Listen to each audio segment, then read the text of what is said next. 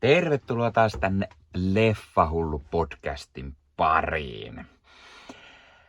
Elokuvavuosi 2024, niin kuin vuosi 2024, tulee tänään juuri päätökseen. Ja no, mikä sen parempi sitten on ottaa aiheeksi viimeiseen tämän vuoden jaksoon kuin elokuva- ja sarjavuosi 2024.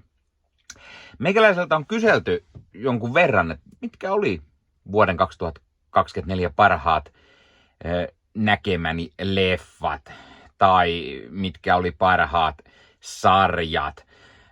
Joten pitihän sitä nyt jonkunlaista listaa näistä sitten koittaa tehdä. Otin mukaan myös siis sarjat, joita tuli katseltua kyllä aivan liian vähän, mutta sentään sen verran, että sai jonkunlaista listaa edes tehtyä.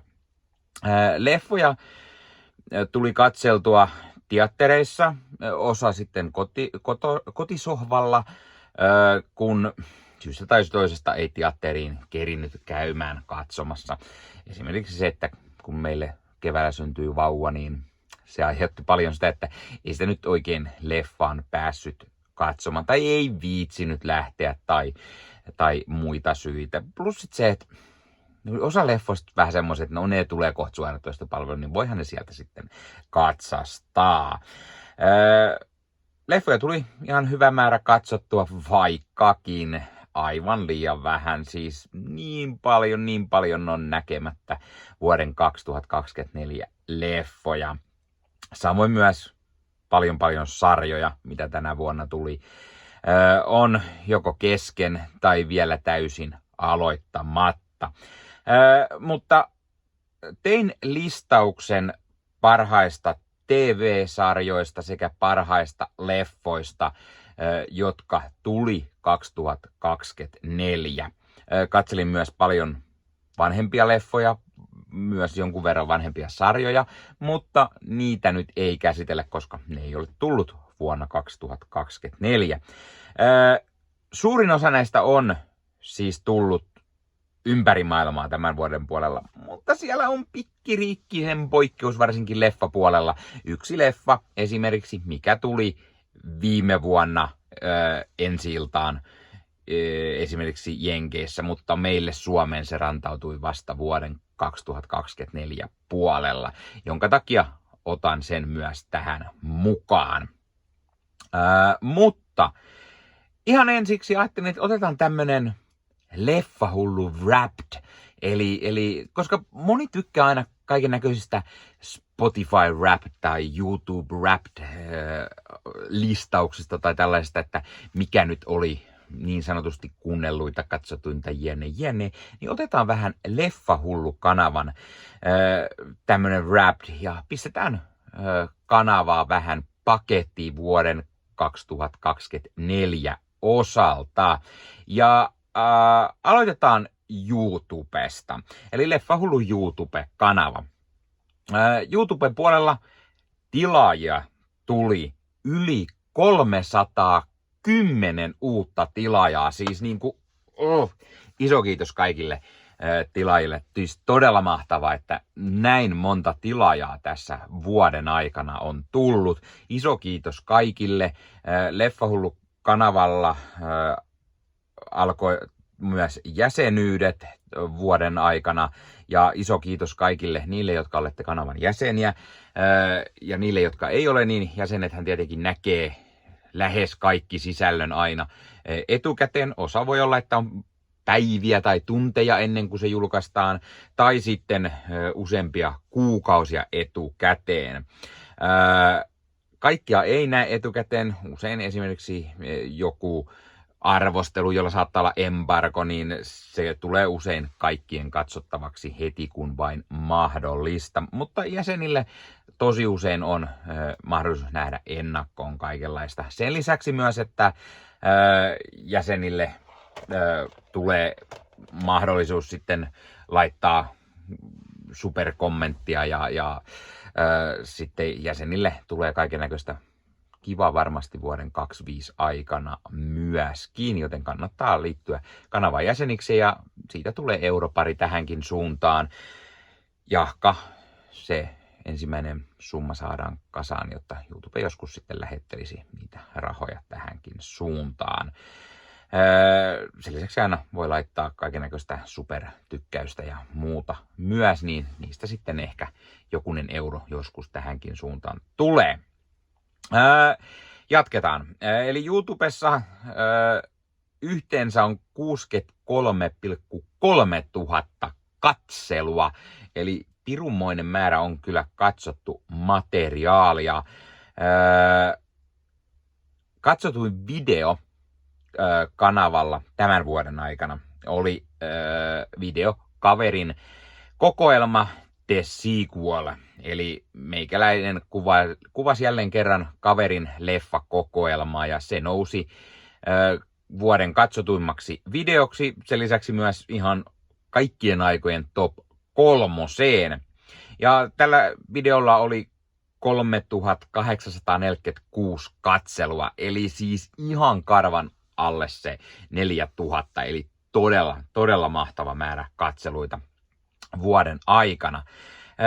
Kakkosvideo oli visiitti Porin videodivariin, 2715 katselua, ja kolmantena ensikosketus Videodome elokuvadivari Turku, 2327 katselua. Eli siis ihan heittämällä katseluimmat videot oli juuri tällaisia, missä kuvaan kaverin leffakokoelmaa, tai sitten nämä kaksi, jossa käyn eri leffadivarissa vähän näyttämässä, millainen divari on ja mitä sieltä sitten mukaan tarttui.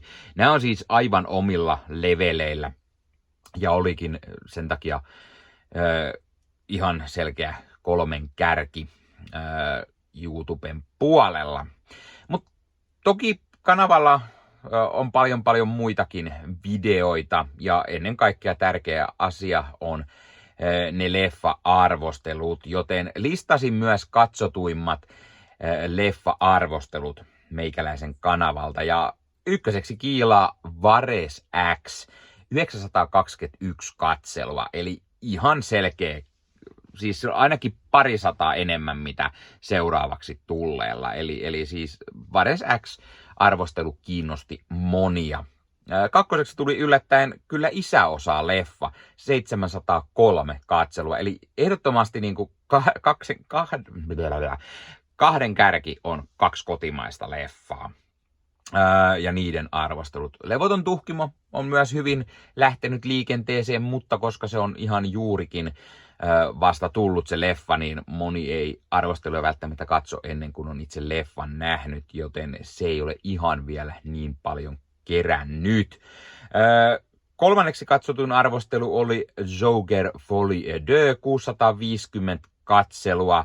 Ja otin myös 4. tähän ihan vain sen takia, että Alien Romulus jakso, jossa mukana leffaholisti J keräsi 649 katselua. Eli Alien Romulus arvostelulla on 1 vähemmän mitä Jokeri 2, joten tosi hyvä määrä. Ja seuraavat mitä tuli, niin jäi sitten jo jonkun verran pienemmälle. Meikäläinen aloitti myös tekemään livejä YouTuben puolelle, ja niistä katsotuin on nimeltä Eka Live, eli no yllättäen se ensimmäinen live. Puhutaan sitten myös podcastista. Leffahullu podcastin kuunnelluimmat jaksot top 3. Eli listasin 3 kuunnelluita jaksoa, ja ykkösenä niistä on Top 5 ohjaajat, mikä tehtiin Pakko katsoa kanavan Samin kanssa. Sillä oli 206 kuuntelua. Seuraavaksi tuli Top 10 miesnäyttelijät Ikuinen lapsi kanavan Sampan kanssa, 172 kuuntelua. Ja sitten sen jälkeen Alien Romulus jakso leffaholisti Jin kanssa, 165 kuuntelua. Eli ehdottomasti siis eniten kiinnosti nämä top-listaukset. meikäläisellä on vähän suunnitelmia kyllä ensi vuodelle myös, joten katsotaan, jos sieltä vähän top-listailua tulee. Mutta nämä 2 oli ihan selkeästi ne kuunnelluimmat, tai no, eli Romulus oli myös tosi lähellä tätä top 10 miesnäyttelijöitä, niin selkeästi, mutta jos lähtee laskemaan tuon Alien Romuluksen kuuntelut 165 ja siihen 649 katsomista, niin sillähän mennään sitten jo todella hyvin, eli selvästi Alien Romulus leffa, sen arvostelu kiinnosti monia. Iso kiitos kaikille, jotka olette katsoneet tai kuunnelleet näitä jaksoja, arvosteluja tai niin poispäin, joko YouTubesta tai sitten eri podcast-alustoilta. Ja jos tätäkin jaksoa kuuntelet podcastista, niin kannattaa käydä katsomassa Leffahullu YouTuben puolelle. Siellä siis tosiaan paljon videoita, mitä ei ole podcastin muodossa, koska siellä on sellaista unboxailua ja leffahuoneen esittelyä ja kaverin kokoelman esittelyä ja leffakauppojen läpikäymistä tai testinurkkaa tai niin poispäin, niin niitä ei podcast-alustoista löydy, vaan ainoastaan videon kerran. No, se siitä. Hypätään sitten elokuva ja sarja rintamalle ja vuosi 2024. Aloitetaan sarjoista, ihan vaan sen takia. Sarjoista oli tosi vaikea lähteä miettimään, että mikä on paras sarja tai parhaat sarjat. Ja siis mukana listalla on 10 nimikettä. Halusin siihen ottaa 10 nimikettä, mutta siinä on se, että 2 niistä on tällä hetkellä vielä kesken. Eli Squid Game 2. kausi sekä Dune Prophecy. Molemmat ihan uusia tässä juuri tullut. Dune tuli päätökseen juuri ja Squid Game Netflixin tuotanto, joten tuli koko kausi kerralla. Mutta en ole vielä ehtinyt molempia katsoa loppuun, joten sen takia ne odottaa niin sanotusti tämän top-listan alapäässä. Joo, olisi sinne saattanut joku mennä ohi, minkä on niin kuin kokonaankin kattonut, mutta en mä usko, joten sen takia nämä 2 pääsi mukaan listalle. Sitten, jos lähdetään käänteessä järjestyksessä, niin Dune Prophecy, Squid Game, 10 ja 9 sieltä. 8 sijalla House of Dragonin 2. kausi. Vaikka se jäi vähän kesken, niin oli se ehdottomasti pakko ottaa mukaan tähän kuitenkin. Se Game of Thrones-maailma, se vaan on niin mahtavaa, että mä oon iso fani ja mä pidin kyllä 2. kaudesta, vaikka se oli vähän keskeneräinen, niin silti todella hyvä. Sitten siellä 7 mä otan minisarjan Senna, joka tuli juuri Netflixiin. Arvostelu on itse asiassa tulossa alkuvuonna. Se on nyt jo katsottavissa, jos olet Leffahullu YouTube-kanavan jäsen, joten jos kiinnostaa mietteet Sennasta, eli legendaarista Ayrton Sennasta kertovasta sarjasta, niin kannattaa käydä liittymässä kanavan jäseneksi, niin voin sen sitten katsastaa, mitä mieltä olin. Sitten toinen Netflix-minisarja Griselda. Siitä myös jaksoa löytyy kanavalta. Pidin tästä yllättävänkin paljon, joten otin sen mukaan. Sitten ne vaikeimmat sijat ehkä.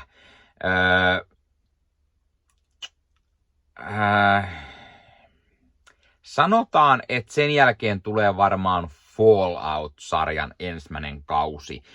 Mä pidin tosi paljon tästä Fallout-sarjasta ja siis se oli tosi hyvä videopeliadaptaatio. Siinä oli tosi mielenkiintoinen juoni, tarina, mielenkiintoisia hahmoja, koko se maailma toimi todella hyvin. Iso suositus sille, jos et ole kattonut ja arvostelua toki löytyy myös kanavalta. Sen jälkeen mä nostaisin varmaan Pingviinisarjan, eli tää maksuartoistopalveluun tullut DC:n sarjakuvin perustuva pingviini, eli tämä Batman pahis, jossa Colin Farrell uusi roolinsa Oscorpina. Mä tykkäsin siitä todella paljon. Nämä viimeiset sieltä oli tosi vaikea rankata, että mikä niistä olisi paras, joten tää nyt jää sitten 4. Sitten todella vaikea on tää top 3 ja mihin järjestykseen mä pistän, koska mä sanoisin, että nämä kaikki on oikeastaan 10/10. Mä pidin niistä tosi paljon. Ja järjestys on vaikea, mutta jos nyt pitää sanoa, niin 3. X-Men 97 ykköskausi. Tää oli todella mahtavaa Marvel-animaatiota, siis todella hieno jatko sille Ysärin X-Men animaatiosarjalle, mutta päivitettynä tähän päivään se vaan toimi vielä paremmin, mitä sitten se alkuperäinen. Tarinaa on paljon tässä käytetty, sarjakuvien tarinoita ja varsinkin Chris Claremontin runia. Ja jos haluatte kuulla meikäläisen enemmän mietteitä tästä, niin totta kai Marvel Podcast Suomen puolelta löytyy niin ensifiilisjaksoa kuin sitten koko sarjasta spoilereiden keras toinen jakso. 2. mä nostan sitten toisen Marvelin eli Agatha All Along-sarjan. Mä tykkäsin tosi paljon tästä. Mä katsoin sen pari otteeseen heti miten kun se tuli. Ja en mä keksi siitä mitään huonoa sanottavaa. Se oli siis tosi mahtava mun mielestä. Ja 10/10 myöskin. Ja siitäkin Marvel Podcast Suomen puolelta löytyy se 2 jaksoa. On ensifiilikset ilman spoilereita ja sitten myöhemmin tuli koko kausi spoilereiden kerran. Joten Marvel Podcast Suomen puolelle vaan katsomaan tai kuuntelemaan, niin saat siitä mietteet. Ja jos nämä 2 Marvelia oli sijat 2 ja 3, niin mikä sitten on 1, te ehkä mietitte? No, vaikean päätöksen jälkeen mä nostan vuoden parhaaksi TV-sarjaksi, niistä mitä mä siis katoin itse, Disney Plusan Shogun-sarjan. Tästä itse asiassa ei ole arvostelua vieläkään tullut. Mä en saanut ikinä aikaiseksi tehdä arvostelua, mutta mä tykkäsin Shogunista todella paljon. Siis Japani, samurait. Ai että se vaan, ja se jotenkin se on niin hienosti tehty. Mä tykkäsin tosi paljon. Myös 10/10. Tosi iso suositus. Jos joku haluaa arvostelua vielä tälle, niin pistäkää ihmeessä kommentteihin. Olisi kiva saada siihen jonkun muun podcastin tekijän mukaan, joten katsotaan, jos saataisiin yhdessä sitten jonkun kanssa vaikka höpöteltyä vähän mietteitä tästä. Siinä oli sarja puoli vuodelta 2024. On aika siirtyä leffavuoteen 2024. Ja jälleen kerran 10 kärki, mitä mä näin vuonna 2024 tulleista leffoista. Tää oli oikeastaan helpompi. Tässä menee niinku arvosanojen mukaan ja sitten sitä, että pidikö me jostain enemmän kuin toisesta. Se oli vähän ehkä helpompi kuin sarjapuoli.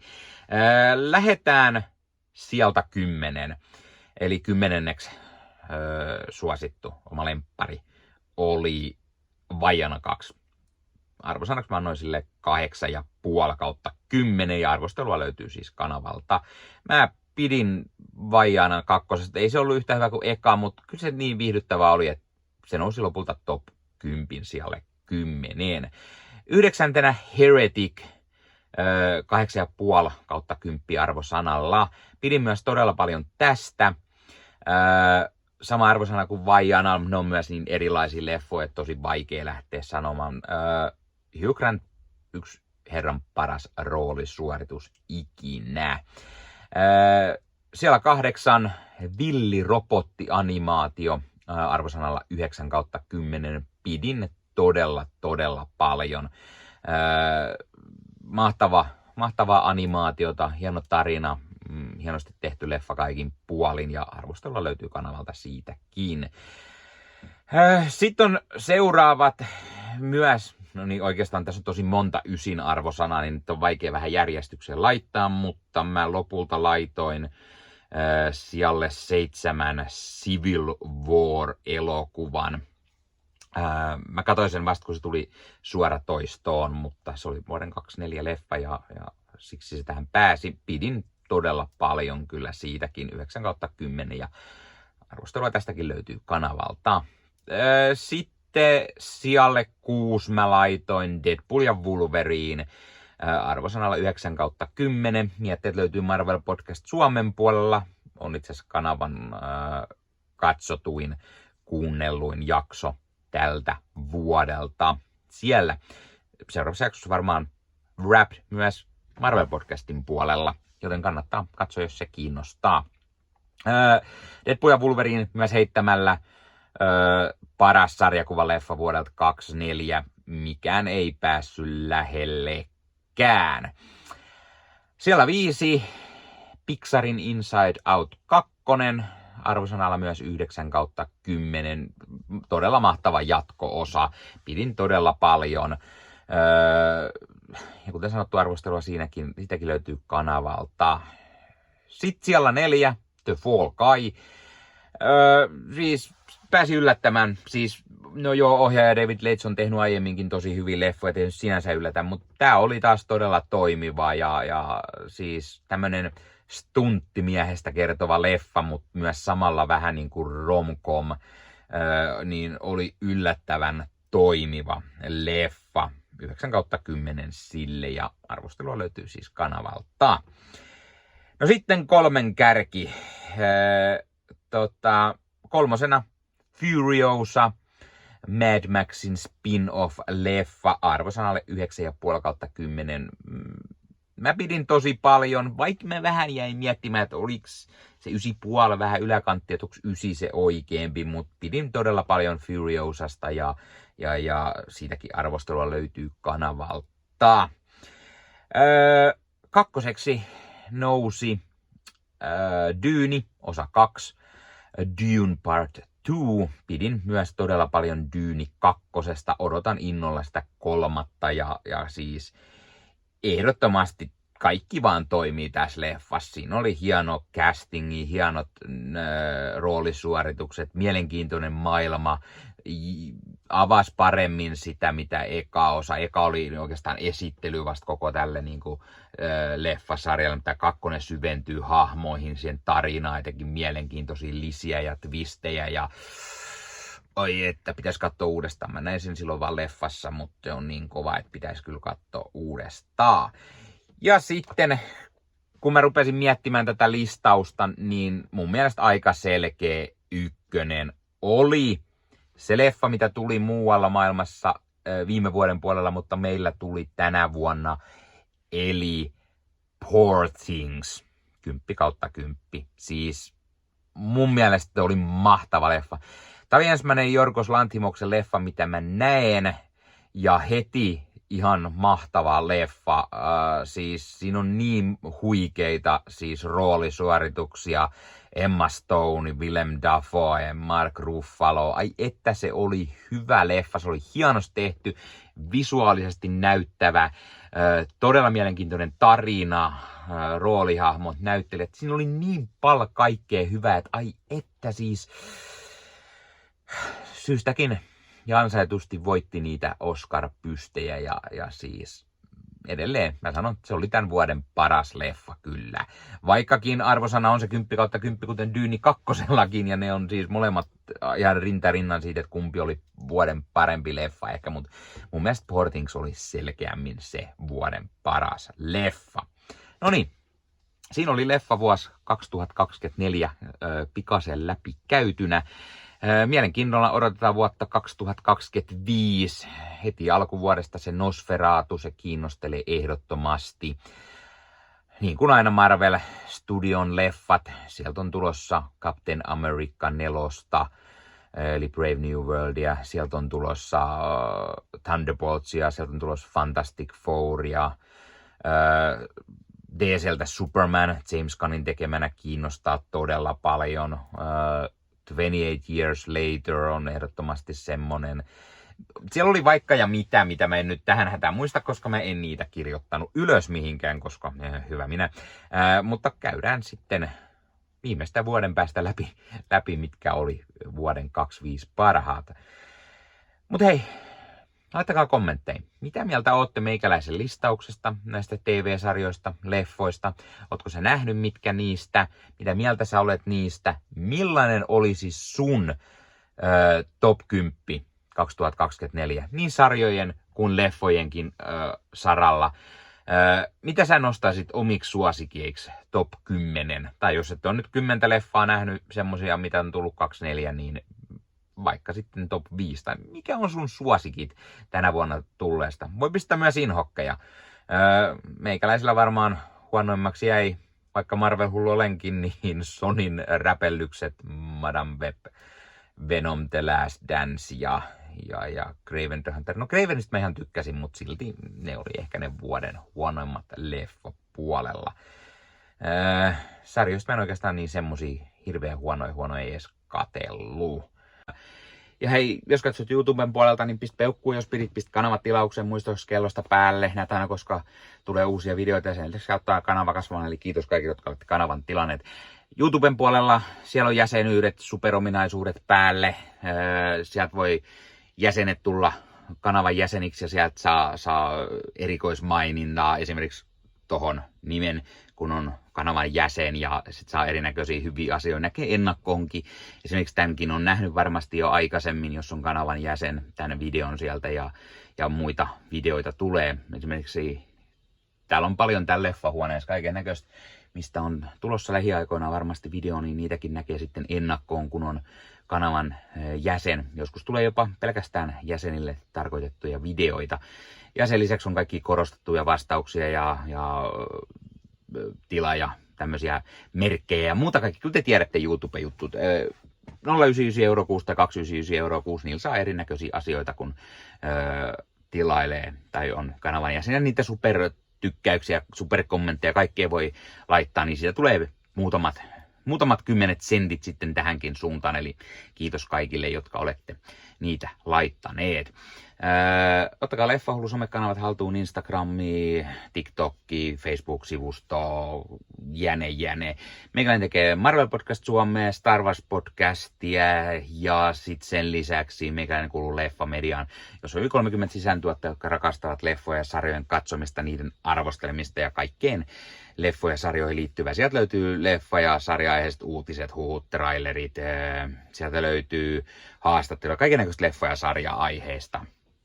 Ja jos taas haluat ostaa fyysisiä leffoja, niin suomikassu.fi verkkokaupasta voi käydä ostamassa itselleen 4K:ta, DVDtä, Blu-raytä. Siellä kun käyttää koodia Leffahullu, saa 5 € alennusta, kun ostaa yli 60 €. Mikä se mukavampaa? Pikkualennus ostaa leffat ja sarjaiset fyysinä hyllyyn, koska koskaan ei voi tietää, koska kun suoratoistopalvelu lähtee muokkaamaan leffoja, poistamaan niitä valikoimastaan. Usein kuvan ja äänenlaatu kärsii, koska suoratoistopalvelun pittivirta ei riitä. Kun leffa on fyysinä hyllyssä, siinä on paras mahdollinen kuvan ja äänenlaatu ja silloin niin kuin tietää, että varmasti saa laatu. Sen lisäksi fyysinen leffoissa on esimerkiksi bonusmateriaaleja elokuvan tekemisestä. Ostat jonkun erikoisjulkaisun, tyylikäs steelbook vaikka tai premium-julkaisu, niin tulee kaikennäköistä lisähärpäkettä myös mukana, magneetteja, julisteita, kirjasta, vihkosta sen leffan tekemisestä, kaikennäköistä muuta mukavaa. Sen takia fyysinen formaatti on aina jees. Noniin, tää oli Leffahullu podcast tällä kertaa. Ei muuta, ensi kertaa. Se on moro.